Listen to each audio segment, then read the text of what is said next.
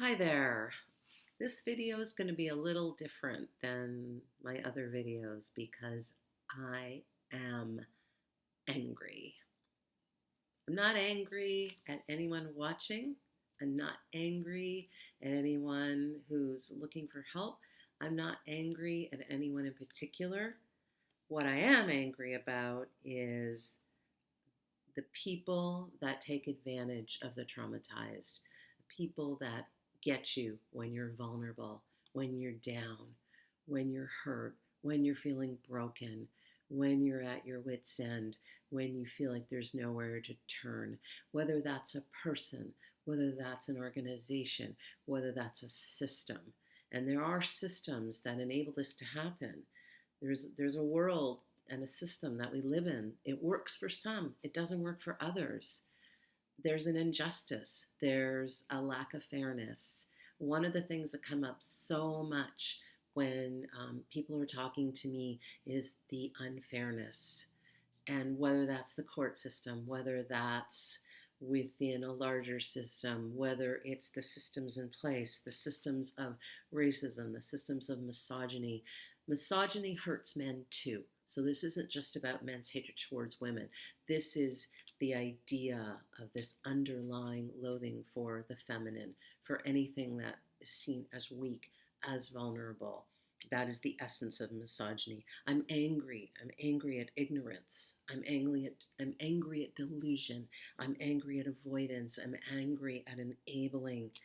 I'm angry about the oppression of marginalized people. I'm angry about the ways that exist where others are able to manipulate, where others are able to use others to their, people are able to use others to their own benefit. I'm angry at the unresolved grief of broken people that have no help trying to put themselves back together.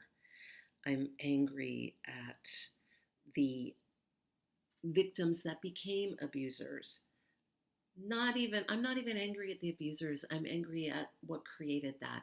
I'm angry at the things that were put in place that somebody had to become that. I'm angry at all the things that come together that create this war on the psyche, and the helplessness, the hopelessness that some people are going through, where people feel that they have nowhere to turn, where people feel crazy, where people feel that it's them. They're the problem. They're contributing. If only they would do better. If only they would think better. If only. The seeking approval, the constant trying that leads nowhere, because that is what they've been led to believe. That is what so many of us have been led to believe. The great Marshall Rosenberg, he described violence as a tragic expression of an unmet need. The tragic expression of an unmet need. Think about that for a minute. It is not to say that people are not accountable for their actions. This is not to say that anybody should not have consequences, that people have the right to hurt people because they're hurting.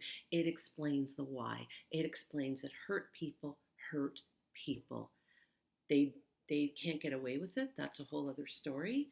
They should not be allowed to get away with it, but that's the crux of it. I'm angry at the things that prevented that person from becoming something else, that robbed them of a full life, that robbed them of their psyche, that robbed their victims, that robbed everyone that came into contact with them. The intergenerational violence, I'm angry at that. I'm angry at all the terrible things that have happened down through the generations.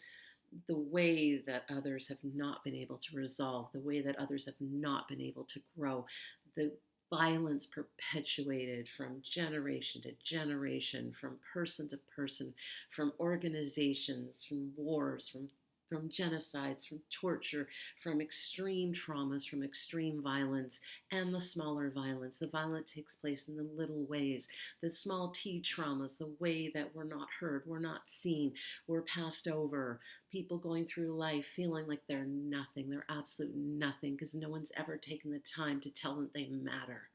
That is what I'm angry about. But I'm also grateful. I'm grateful for the people that are having awareness, the people that are trying to change, the people that found this channel the people that are out there finding other channels that are helping them, because it's not just about me. I'm grateful for all the people that do the best they can in a bad situation. I'm grateful for the people that know something is off and they're trying to learn, they're trying to figure it out. The ones who still have empathy, the ones who still have love, the people that try to educate themselves, the people that are learning awareness. I'm grateful for the books. I'm grateful for the films and the podcasts and the articles and all the therapists that are doing the best job they can do. I'm grateful for the people that continue to learn. I'm grateful for all the helpers. I'm grateful for the people that support others. I'm grateful for the people that have gone through their own pain and still have space inside their hearts to see others' pain and to support them and to welcome them inside.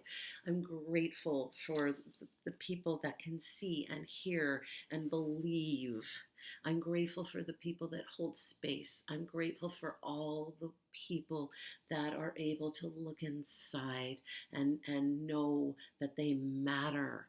And once we know we matter, we allow others to matter. We open up that space in our hearts, and it becomes this cycle of love instead of this cycle of fear.